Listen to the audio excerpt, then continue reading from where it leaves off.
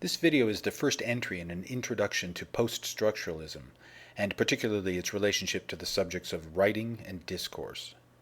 My purpose here is not to explain the history of poststructuralism, which would involve, for instance, a history of what we now call structuralist thought in continental philosophy, but to become familiar with certain key concepts of continental critical theory, especially those that tend to appear on graduate and undergraduate curricula in the humanities.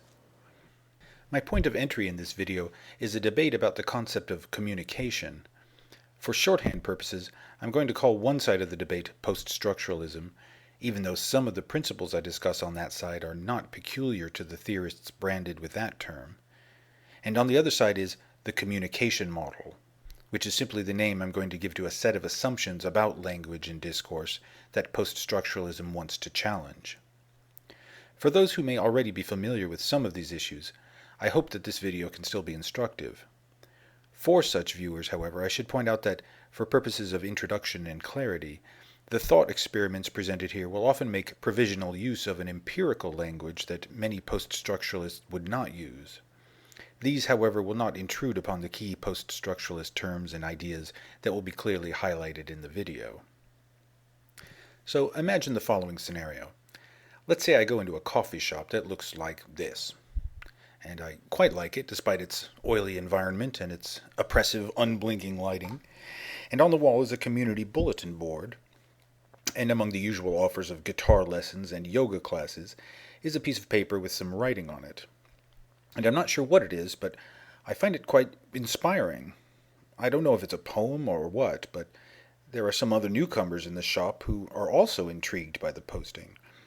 Now, for the purposes of this thought experiment, we have to assume that none of us in the coffee shop have ever read Corinthians or Herman Melville.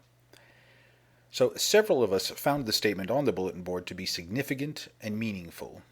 It caused us to rethink many things about giving in general. In fact, it was so inspirational to this woman that after she read it, she went from this to this. And this fellow over here found it so enlightening that his emotional state went from this to this. Now, if we think about the concept of meaning as we use it in everyday life, it's clear that we can say that meaning has been achieved here in the coffee shop today. And we're talking about meaning in its broadest and most lofty sense. We're not talking about the much narrower usage of the English word mean as simply a substitute for the word intend, as in, I mean you no harm, or I meant to say tomorrow. This usage is clearly distinct from the meaning we're describing in the coffee shop scenario, which refers to the significance that could be attributed to a statement in the absence of an author explaining her intent. The failure to keep distinct these two usages of the term meaning has been the source of a surprising amount of confusion in the English-speaking world's theories of meaning and signification. So, even to linguists and philosophers who articulate criteria for what constitutes a meaningful statement, the posted statement, "Charity never fails," in our coffee shop scenario, has fulfilled all such criteria. And no theory of language will require any further information than has been given in this scenario in order to confirm that, yes, if meaning really does refer to an actual phenomenon that takes place in the world, then that phenomenon has clearly transpired here in the coffee shop. So let's say the next day I go back to the coffee shop and notice that another text has been posted to the bulletin board. But this time it says this. And I don't quite know what to make of it. And then I go the next day and on the bulletin board is this. And I find it a little perplexing and disappointing. And after asking around a bit, I discovered that the person putting up these notices is this man, whom I had always found to be a little disturbing. And I discovered that the posted statements were part of an unusual performance art that he was accomplishing with a computer at home. And what he was doing was every day he would tell the computer to generate 3 random words that he would then write down on a piece of paper and post on the bulletin board in the coffee shop. So naturally what was normally produced by this experiment was nonsense. Text like dorsal cog nettle, brazen flipping conflict, or chortle hog wonder. So it turns out it was purely a random accident that on the day I first came into the coffee shop, the computer had produced 3 words that happened to produce a coherent sentence in English, charity never fails. So we probably had assumed that the text had been authored as we traditionally conceive it, but that turns out not to be the case. Now, we might or might not want to say that the computer is the author of these texts, but we can all agree at least that the texts were produced without any conscious intention. And yet we had established earlier that if meaning and signification can be said to operate in the world as real phenomena, then it remains a historical fact, as it were, that they had operated when we first read Charity Never Fails. The fact that this scenario is possible means that meaning, as a real-world operation, does not require intention to work. Meaning or signification, no matter how these are understood to work, operate independently of intention, even if there was once an intention motivating the creation of the text.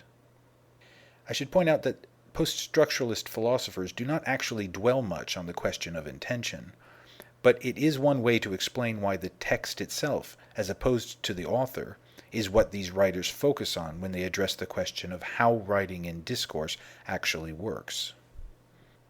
The line of thought we've been following so far has consequences that are not merely academic. It has social and ethical implications as well. We can see this in another scenario, this time a real one that had unfolded in a discussion I once followed online. As people in online forums often do, one of the participants in the discussion group, Todd, had put a quotation in his signature field. It read, "You can always tell a pioneer by the arrows in his back."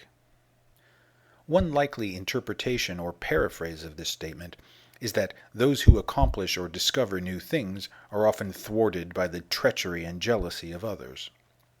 I've learned subsequently that this aphorism has been in circulation for some time, but nobody in the discussion group had encountered it before, and Todd himself never contradicted the idea that he had invented it. He may have been using it so long he forgot he had heard it elsewhere. So, for all intents and purposes, it was Todd's own maxim. Now, after Todd had been posting with this signature field for some time, a Native American in the group named Linda mentioned to Todd that, although he was a pioneer of good ideas, she promised not to shoot him in the back. It was a joke, of course, but there was also something serious at stake. Consciously or not, Linda had drawn attention to the fact that Todd's aphorism seemed to suggest that arrow-shooting Native Americans were the perfect embodiment of the treachery and jealousy it needed to depict. After people began to discuss the matter, Todd argued that his statement could not possibly refer to Native Americans fighting colonial pioneers, because he did not intend to make that reference or to communicate that meaning. To some people in the debate, this declaration of the author's intentions settled the matter. How could the sentence mean something different from what the author intended it to mean? Those who came down on the other side of the question argued that what Todd meant or intended is not identical to what his statement can be said to signify. First, let's look at the communication model implicit in Todd's argument. In this model, the author who writes or speaks first has an intention, and then she attempts to embody or represent that intention in a text. This text, written or spoken, is something we can call an iteration. The moment an iteration exists, it can be read. And when an iteration is read, it is read within a context. For now, we can think of context as comprised of any text that surrounds the iteration, text that may have been written by the author of the iteration, or text written by others, as in an online discussion.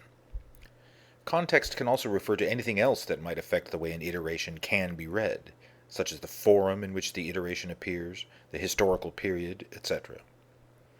But before we come to any conclusion about Todd's statement, let's look at a simpler scenario. Edith tells Ed that she's running some errands. "Do you want me to pick up anything for you?" Ed answers, "I'd like an apple." "Granny Smith or Fuji?" asks Edith.